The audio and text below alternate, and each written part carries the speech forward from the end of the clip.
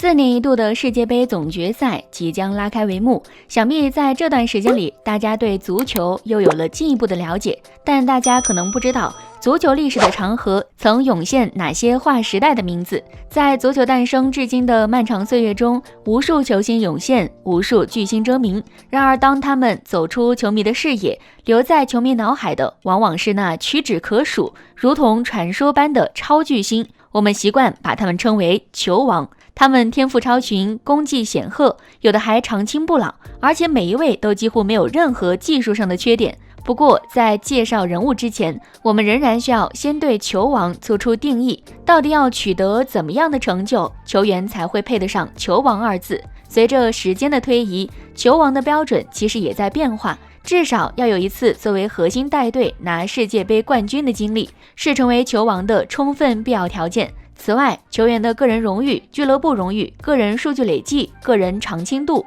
个人踢法和影响力，全部都是相关的因素。受篇幅所限，若有遗珠或商榷之选，欢迎大家在评论区留言分享。废话不多说，这些震古烁今的超级巨星都是怎样的神话级人物？让我们一起去了解。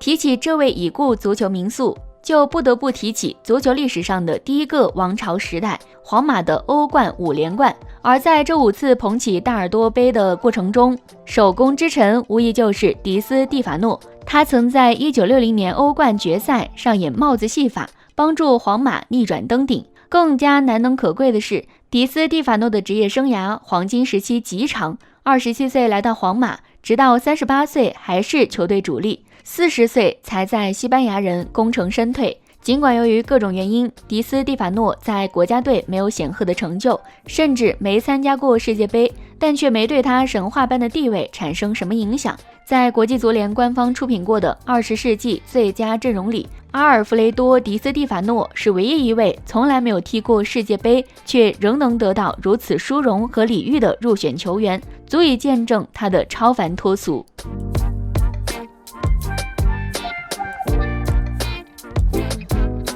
看着如今在政坛呼风唤雨的这位欧足联大佬，你可能很难想象他曾经是这个星球上最出色的球员之一。然而事实就是这样，普拉蒂尼在法国足坛历史是不可或缺的宗师级人物，而他和后来那位晚辈的地位孰低孰高，至今没有争议。尽管32岁就选择了退役，但普拉蒂尼依然取得了显赫的成就。他仅参加一届欧洲杯就打进9球，至今保持单届欧洲杯进球纪录。同时，他的任意球功力也炉火纯青。当然，不是中锋的他，进球率也相当可观。巅峰时期的他，一个赛季在联赛就能打进超过20粒进球，其中大多数都堪称神作。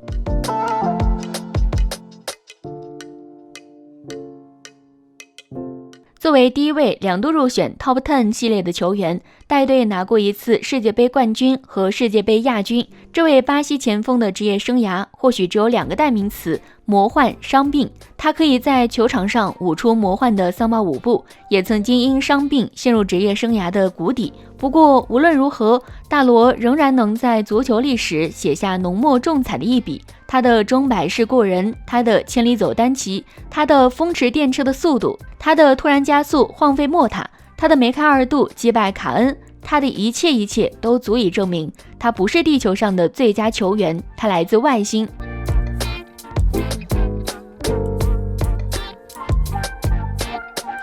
团队荣誉2次西甲冠军，3次英超冠军，2次意甲冠军，5次欧冠冠军，1次欧洲杯冠军，1次欧洲杯亚军，1次欧洲杯季军，1次世界杯殿军。个人荣誉方面，5次金球奖得主，现代足球史上的历史国家队射手王。除了2位球王与金球奖领先自己2次的梅西之外，现代足球史上找不出能与 C 罗较量的球员了。梅罗合称绝代双骄，开启10余年的双雄争霸时代。纵览 C 罗的足球生涯，最传奇的荣誉当属2016年的欧洲杯冠军之旅。他在不被看好的情况下带葡萄牙夺冠，此冠过后 C 罗也就成为了公认的足球史欧洲之王。相比起黄金一代时期的葡萄牙队 ，C 罗所处的葡萄牙在阵容深度上有所下降，但成绩和排名是往上走的，足以见证 C 罗对于团队的加成与无与伦比的领袖作用。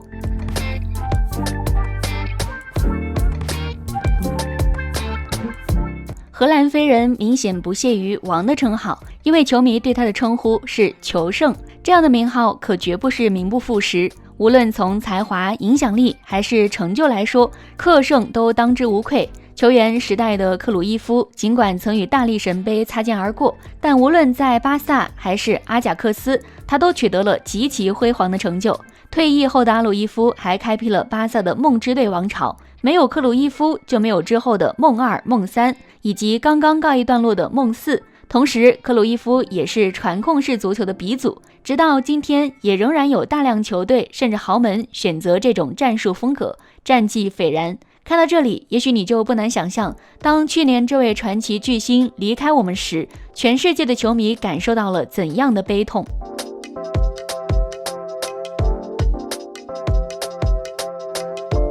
同样，王也不是贝肯鲍尔的代名词，足球皇帝才是他最令我们耳熟能详的称谓。贝肯鲍尔司职一个极其特殊的位置，自由人，看似是在除了门将之外最靠后的位置，实际上如果能把这个位置演绎到极致，那就是进可攻退可守的万金油位置。贝皇就是这个位置的先驱者和佼佼者，他可以说是凭一己之力让球场多了一份魅力。尽管没能将其发扬光大，并且如今这个位置已经基本绝迹，但贝肯鲍尔还是凭借他的巨大贡献，赢得了国际足联100年最佳球员的至高荣誉。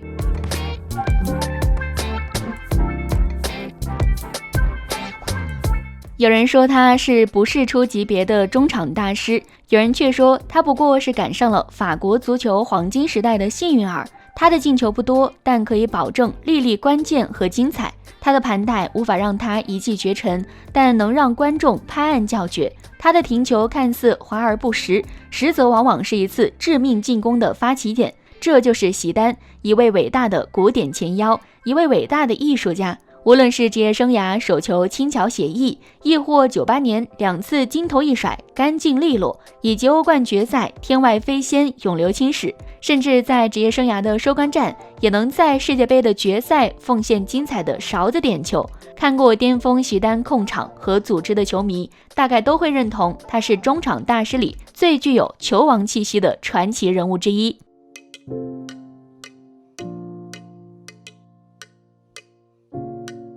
也许会有无数人质疑，但你不得不承认，梅西配得上球王的称号，而且已经远远超出了他的范畴，成为一个无所不能的全能型史诗级球员，个人荣誉和团队荣誉都是数不胜数。当然，从理性的角度来说，梅西还缺少一个关键荣誉来比肩众多大神——国家队荣誉。这听起来很不可思议，但事实是，梅西在进入成年国家队以来，还从未夺得过任何集体荣誉。从2014年以来，梅西2次在国家队大赛收获苦涩的亚军，仍然没能改写魔咒。而如今，梅西再度率领阿根廷队杀入总决赛，如果夺冠，那么他将成为新一代的无可争议的球王。如果说之前的榜单排名有争议的话，那么以下2位球王应该是无可辩驳的存在。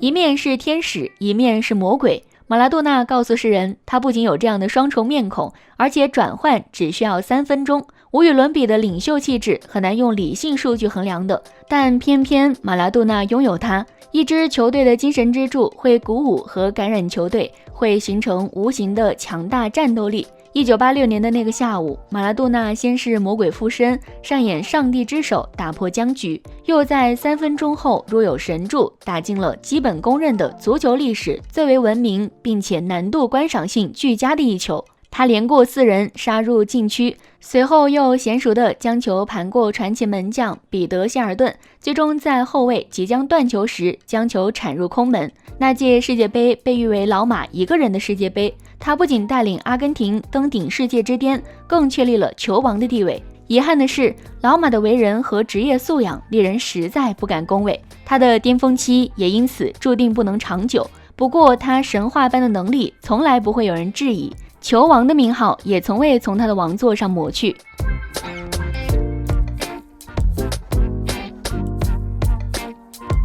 如果这个称号只能属于一个人，那么无疑就是比利。17岁夺得世界杯，3次以核心身份登上世界之巅，曾经连过9人进球，关键比赛打进超过100球，用能力和号召力把巴西联赛打造成足以与欧洲主流联赛抗衡的一流联赛，这些成就都是比利的，至今无人可破。无论足球场上的历史如何更迭，第一位在世界范围内被尊称为球王的人只有一个，那就是贝利。美国前总统里根见到贝利时曾说：“我是美国总统里根，你不用自我介绍，因为所有人都知道球王贝利。”他说：“我是为足球而生的，正如贝多芬为音乐而生。”在整个职业生涯中，比利唯一的遗憾可能就是没能像马拉多纳那样在欧洲证明自己。但不可否认，是贝利彻底改变了巴西和足球这项运动。贝利的经历被拍成电影《传奇的诞生》，生动演绎了球王的成功之路，